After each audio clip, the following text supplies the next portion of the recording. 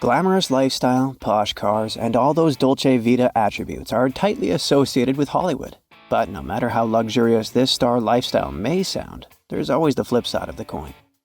The secrets the movie industry hides can sometimes be blood-curdling. But I can expose the darkest sides of showbiz for you. The picture's up. Tom Cruise has an ace up his, not exactly sleeve, that helps him nail those jaw-dropping stunts without needing a stunt double. Turns out, it's all thanks to his trusty G-string thong. Tom Cruise rocks a saucy thong to stay flexible and unrestricted as he takes on baddies, leaps out of planes, and does all those crazy action sequences. Hey, if it works for him, more power to him. At the end of his career, Marlon Brando definitely took a laid-back approach to memorizing his lines. He was known to sneak a peek at cue cards hidden around the set, like when he had his lines scribbled on the back of baby Superman's diaper. And in The Godfather, he taped his lines to other actors' chests and maybe even used a sneaky cat to hide a cue card during a memorable scene. Urgent bathroom breaks can seriously mess up anyone's plans.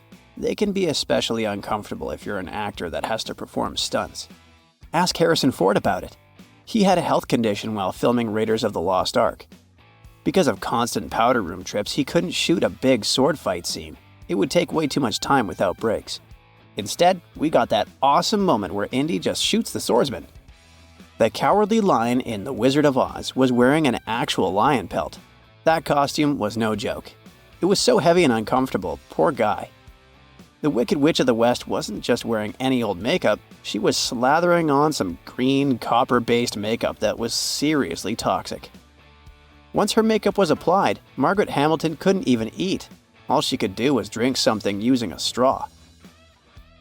The director of The Exorcist, William Friedkin, was all about getting real reactions from his cast. He'd pull out a shotgun and fire off blanks out of nowhere, scaring the pants off his actors. He just wanted to see genuine fear. That's a dedication to making a creepy film, right? Those bees in Candyman were the real deal. Poor Tony Todd had to deal with them buzzing around during scenes where they came pouring out of his mouth. To film this creepy scene, they used 500 bees to fill his mouth. Those were 12-day-old bees, so their stingers weren't as powerful. Plus, Tony was covered in special pheromones, so the bees thought he was their queen bee. Even with all that protection, he got stung 23 times, but he received an extra grand for each sting. In the movie Casablanca, they used forced perspective for the iconic airport scene, but it wasn't filmed outside as it may seem. There was no way they could fit in a real plane indoors, so they created a small plywood plane model and hired little people as extras to make it look full-sized. With the help of fog and soft focus, the illusion was complete. Humphrey Bogart rocked some serious lifts in his shoes to stand taller than Ingrid Bergman in Casablanca. He was a bit insecure about his height because Bergman was an inch taller than him. You may think it's not a big deal, but Bergman would wear heels in the movie, and she was towering over him in some scenes. So Bogart had to wear these massive platform shoes just to compete. Isla Fisher had a close call while shooting a stunt for Now You See Me. She was stuck in a water tank while chained up and almost drowned. There was supposed to be an emergency switch to drain the tank, but she couldn't reach it because she got tangled in the chains. And to top it off, nobody realized she was in actual danger because they thought she was just acting.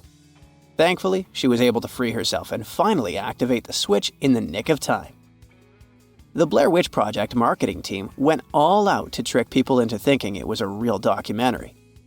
Found footage movies are fictional, but they pretend to be real documentaries shot by the characters. The Blair Witch Project was one of the first of its kind. It's about 3 students trying to make a documentary about a witch in Maryland. Things get crazy in the woods, and by the end of the movie, they vanish, leaving only their footage behind. The marketing campaign got so intense with fake reports and posters that some people actually thought the actors had disappeared for real. Filmmakers always have to get creative when showing vehicles and devices that don't actually exist. Take, for instance, all the funky props in Star Wars: The Rise of Skywalker. I mean, some explosions in the movie looked just like those old-school Echo mics we used to play with as kids. The prop specialist just used the upper part of the toy and spray painted it to get a natural-looking result. Michael Keaton's Batman outfit in Batman Returns was rocking some seriously cool kicks. The boots were actually modified Nike Jordan 6s, painted black and decked out with shin armor. And get this, they kept the original sole with the Jumpman logo. Did you know that Janet Leigh, the actress who played Marion Crane in Psycho, was so spooked by her character's shower scene that she avoided showers at all costs? Yep, she only took baths after that.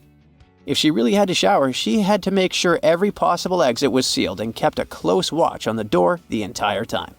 Can you blame her? That scene was intense. So get this. In Titanic, Jack totally goofed and told Rose to chill on the bed instead of the couch while he was sketching her. Turns out, Leonardo DiCaprio slipped up and just went with it. Director James Cameron thought it was hilarious and kept it in the final cut. Classic Leo.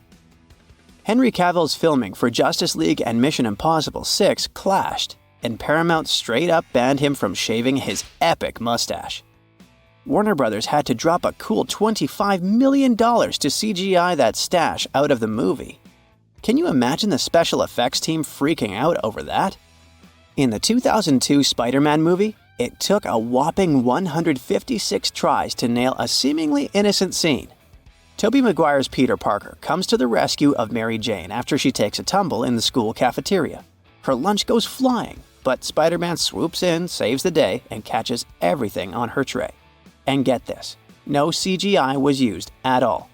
It was all Maguire making the magic happen.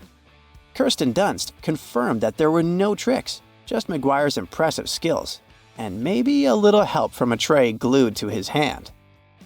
When Alan Rickman took that epic fall from Nakatomi Plaza in Die Hard, he was totally duped by the stunt coordinator. Picture this. Hans is dropped from the tippy top of Nakatomi, actually the Fox building in Century City, California. Rickman actually did the stunt himself, but here's where it gets juicy. He was basically pranked. The stunt coordinator held him with a rope and said he'd be released on 3, but pulled a sneaky move and let him go on 1 instead. So that look of fear on Hans's face was totally legit. Rickman was shook, just like Hal Picerni wanted. Rickman even admitted that he didn't remember the countdown, but he had definitely felt the adrenaline rush from doing the stunt. Jim Carrey wasn't just acting as the Grinch. That guy was literally transformed into a walking, talking sourpuss with all that makeup and prosthetics. It was so intense on set that even the special effects makeup artist had to seek for specialized help after working with him. Now that's method acting. Roll credits. That's it for today. So hey, if you pacified your curiosity, then give the video a like and share it with your friends. Or if you want more, just click on these videos and stay on the bright side.